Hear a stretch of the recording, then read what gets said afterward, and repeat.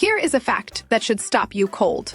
Netflix, a company with over 260 million paying subscribers worldwide, a content budget that has exceeded $15 billion in a single year, and the kind of algorithmic muscle that can turn an unknown show into a global phenomenon overnight, was not the platform chosen to introduce the world to Lisa's most personal creative project yet. A 10-day film festival in Toronto was. Think about that for a second. TIFF, the Toronto International Film Festival, does not have an algorithm. It does not have autoplay. It cannot push a trailer to 300 million people on a Tuesday morning. It has no app notification telling you what to watch next. What it has is a 72-hour press window, a room full of international journalists and film buyers, and a reputation built over nearly 5 decades as the single most powerful launchpad for serious cinema in the world. And that reputation? That is exactly what Lisa chose over all of it. But here is what almost no one is talking about, and what most coverage has completely missed. The choice between TIFF and Netflix was never really about distribution.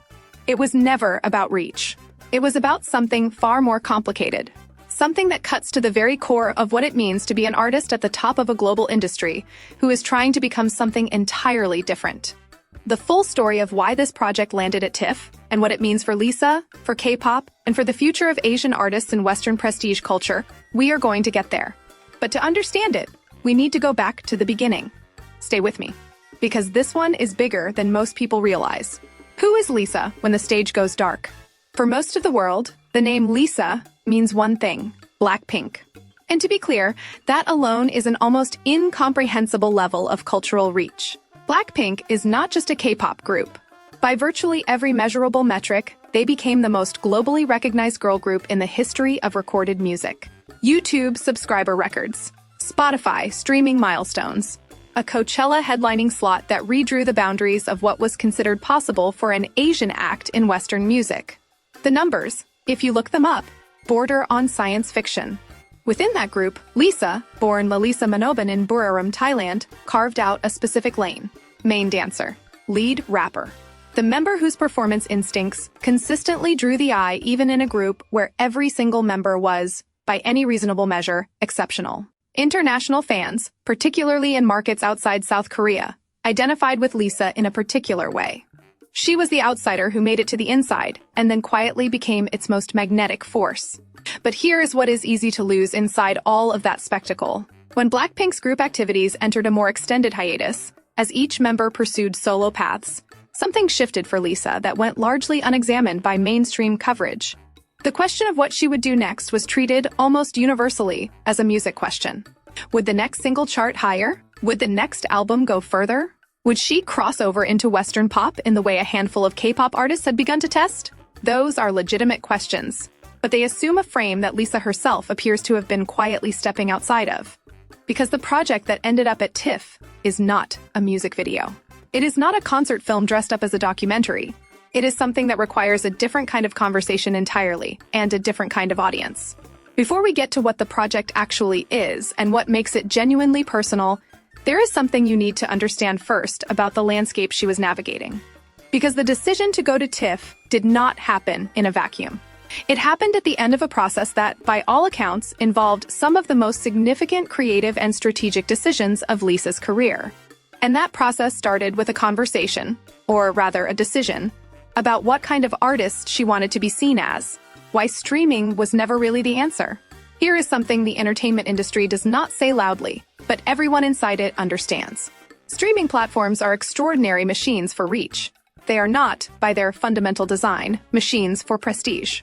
That sounds counterintuitive in 2024, given everything Netflix has invested in auteur filmmaking, international cinema, and awards campaigning. And to be fair, they have produced work of genuine artistic significance. But there is a structural truth buried inside the streaming model that shapes everything, including how an artist like Lisa would be positioned if her project debuted on a platform like Netflix. When a piece of content debuts on streaming, it enters what the industry quietly calls the algorithm's embrace. It is immediately categorized, tagged, fed into recommendation systems. Within hours of release, the platform's internal data tells it whether the project is performing above or below expectations for its category. And that categorization, whether it is filed under K-pop documentary, celebrity film, or Asian artist crossover content, shapes almost everything that follows. The metadata determines the audience. The audience determines the discourse. The discourse calculates the legacy.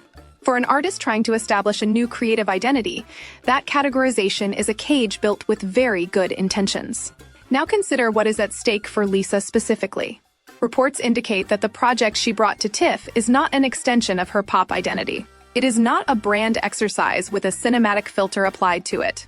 By multiple accounts from people adjacent to the project, it required a level of creative vulnerability that her work as a K-pop performer, however extraordinary, simply never demanded of her in the same way. That kind of work does not benefit from being processed by a recommendation engine. It benefits from being seen, whole, in a room, by people whose profession is to evaluate it on its own terms. But there is another layer to this that is even more important, and this is the part that most entertainment journalists have not fully connected. The question was never just TIFF or Netflix. The deeper question was, who is the gatekeeper of Lisa's artistic credibility? And who gets to answer that question? Streaming platforms generate massive viewership, but they are, by design, curatorial machines controlled by corporate entities with their own agendas, their own brand partnerships, and their own definition of what an artist's project is worth. A streaming debut, however successful by subscriber metrics, positions the creator inside the platform's identity. Not the other way around. A TIFF selection is different in kind. It is not a platform choosing you. It is a curatorial institution, one with no algorithmic stake in your commercial value, saying, this work deserves to be considered alongside the best serious cinema being made anywhere in the world right now.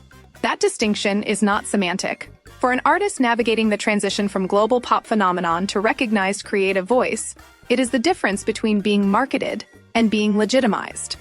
And legitimacy, as it turns out, was the thing that could not be bought with a streaming deal. But why TIFF specifically? Of all the avenues available, Sundance, Cannes, Venice, Berlin, why did this project find its home in Toronto? And what does that choice reveal about what Lisa is actually building? What TIFF actually means, and why it matters more than you think. TIFF is not Cannes. That is not a criticism. It is a structural distinction that matters enormously for understanding why an artist like Lisa would choose it. Cannes is a competition. It has a jury. It has a Palme d'Or. It operates on a register that, for all its global prestige, can feel hermetically sealed. A festival for the film world's most established voices, presided over by a European critical establishment with its own hierarchies and blind spots. Sundance is discovery. It is where independent American cinema finds its audience. It is vital. But its cultural center of gravity is domestic. American stories, American voices, American indie economics. TIFF is something else. TIFF is the industry's global living room. Every major distributor in the world sends acquisitions teams to Toronto. Every international sales agent with serious clients is in that city for those 10 days. Studios, streamers, boutique distributors, theatrical chains. They all converge on a single event not to compete for a trophy, but to watch what the global film industry is producing and decide what it is worth. TIFF is where deals get made, where distribution trajectories get set, where a film's entire future, not just its opening weekend but its decade-long critical conversation, can be determined by a single screening and the conversation that follows it. A TIFF selection, especially in one of its higher-profile programming streams, is a passport. It is institutional validation that opens rooms that are otherwise closed. For Lisa, that matters in a very specific way. Consider what she is navigating. She comes from one of the most commercially successful entertainment machines in the world. K-pop, for all of its artistry, is an industry built on precision. Choreography engineered down to the millimeter, music designed to function flawlessly across dozens of markets simultaneously. Public personas shaped and maintained by teams of professionals. The output is extraordinary. The control structure is total. Breaking out of that, not just commercially, but artistically and critically, requires a particular kind of proof of concept. It requires the endorsement of institutions that exist entirely outside the K-pop commercial ecosystem. Institutions that have no stake in whether her next single charts in Japan or her fan base turns out for a streaming premiere. TIFF is that institution. And here is the detail that most people have not focused on. TIFF's international reach means this is not a Western validation story. It is a global cinema story. A TIFF premiere sends a signal to buyers and programmers in Europe, in Asia, in Latin America, in markets that do not follow K-pop at all but do follow serious international cinema. It introduces Lisa in an entirely new register to entire sectors of the cultural world that would never have encountered her through a streaming algorithm or a music video. That is the strategic architecture underneath what looks, on the surface, like a festival choice. But there is still something we have not talked about. We have talked about what TIFF means institutionally. We have talked about what streaming cannot offer. What we have not yet fully examined is the project itself, and why, by every account, it is the most personally significant work Lisa has publicly committed to. That is where this gets genuinely interesting. The project, the person, and what personal actually means here. The word personal gets used so often in celebrity contexts that it has been nearly drained of meaning. An album is personal. A collaboration is personal. A brand campaign is personal. Everything, in the language of modern celebrity PR, is personal. So when multiple sources close to Lisa's project describe it using that exact word, personal, the first instinct, understandably, is to filter it through that same grain of salt. Here is why, in this case, that filter may need to come down. What has emerged from reports, from industry-adjacent sources, and from the limited public statements surrounding the project is a picture of a work that draws on material Lisa has, for the entirety of her public life, kept carefully protected. Elements of her background in Thailand before the Kpop pipeline claimed her. The particular psychological architecture of being an outsider inside one of the most scrutinized entertainment systems on Earth. The specific texture of displacement, geographic, cultural, linguistic, that comes with being a Thai artist working inside a South Korean industry while being consumed, primarily, by a global audience that largely projects its own narratives onto you. These are not themes that a streaming platform would discourage, but they are themes that, in the hands of a commercial distribution machine, risk being smoothed into something digestible. Something palatable. Something that tells the audience what it already wants to feel, rather than what the artist actually experienced. Festival cinema, the cinema that TIFF champions at its best, has a different tolerance for complexity. It does not require resolution. It does not require that the audience leave feeling confirmed. It can hold contradiction, discomfort, and ambiguity in a way that a platform built on subscription retention has structural incentives to avoid. Here is the thing that should reframe everything you have heard about this project so far. If reports are accurate, and by multiple converging accounts they are, what Lisa has made is not a document of her success. It is a document of the cost of it. The gap between the image and the interior. The particular loneliness of a kind of fame that few people on Earth have ever experienced and almost none can explain to anyone who hasn't. That is not the material of a streaming premiere with a co-branded campaign.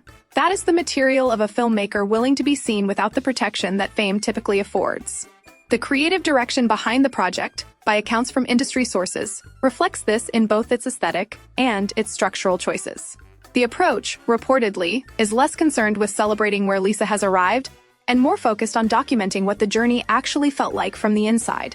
The visual language, by multiple descriptions, resists the production values of the K-pop world deliberately.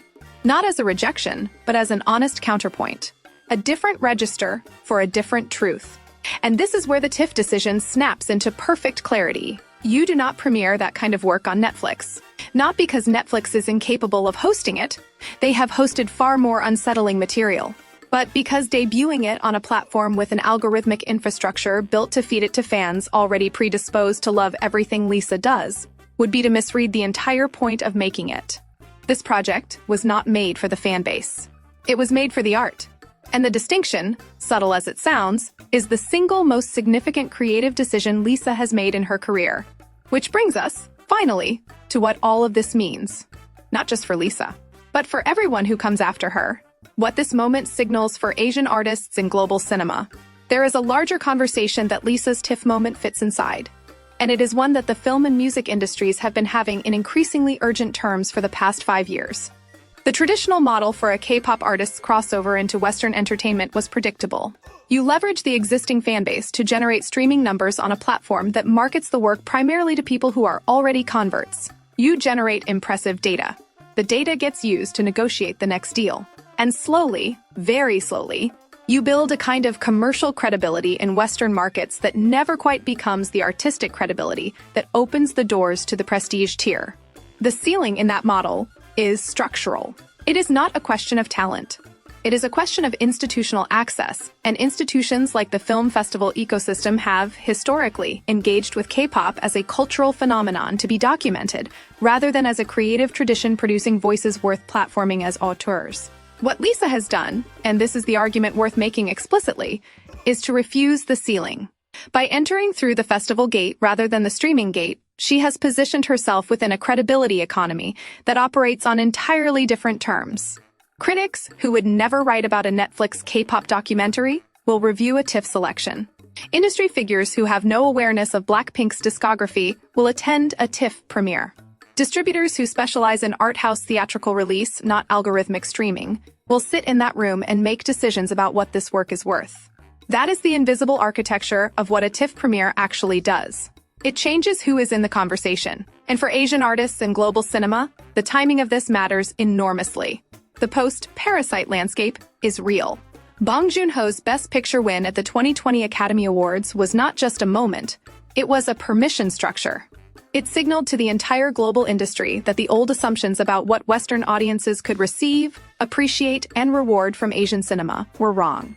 It created appetite. And appetite, in the entertainment industry, creates infrastructure. What Lisa is stepping into, through the festival route, through serious critical engagement, through work that refuses to reduce itself to its own celebrity, is that infrastructure. She is not waiting for the industry to come to her on terms it is comfortable with.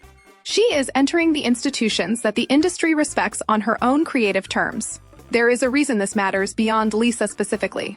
The artists who come after her, the Thai directors, the Korean documentary filmmakers, the Southeast Asian voices that the global prestige system has barely begun to engage with, they will take note of this.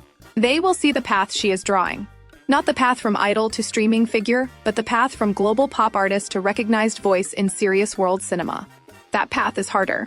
It requires giving up the safety of a guaranteed audience. It requires making work that can fail on its own terms rather than succeeding on the back of a pre-existing fan base. It requires, above everything else, the kind of creative courage that no management team can manufacture and no streaming deal can replace. By every available account, Lisa made that choice with full awareness of what she was trading away. And that, more than the festival, more than the project, more than the prestige it carries, is what makes this moment worth paying attention to. The streaming platforms will still be there. The algorithmic machine will still be running. There will be moments in Lisa's career, no doubt, where that infrastructure is the right tool for the work she wants to make. But she chose to establish herself, critically, cinematically, and historically, somewhere else first. Somewhere that cannot be gamed by subscriber data or optimized by a recommendation engine. Somewhere that requires the work to stand entirely on its own. In a media landscape where almost everything is designed to be consumed and forgotten, that is an act of genuine artistic conviction. And for an artist whose entire public life has been measured in streaming numbers, ticket sales, and social media metrics, choosing to be measured first and finally on the terms of serious cinema, that is the most radical thing Lisa has done yet. If you made it to the end of this one, you are exactly the kind of person this channel was built for. Someone who wants to understand the story behind the story, not just the headline. If this gave you something to think about, consider leaving a comment with your take. Do you think the festival route is the right move for Lisa's long-term trajectory, or would a streaming premiere have given her work a bigger immediate impact? That tension is real, and it is worth debating. If you found this valuable, subscribing takes 3 seconds, and it means this kind of long-form analysis reaches more people who are looking for it. We do not post constantly. We post when there is something genuinely worth examining. That is the only promise this channel makes. And speaking of artists navigating that gap between global pop and serious cultural legitimacy, in the next video, we are going to look at a pattern that keeps emerging across the K-pop industry. The artists who have quietly built Hollywood connections that their own labels do not fully control. The ones whose next moves are happening in rooms their management teams were not invited into. That story, and what it tells us about the next 5 years of K-pop's relationship with Western cinema, is coming soon. Stay close.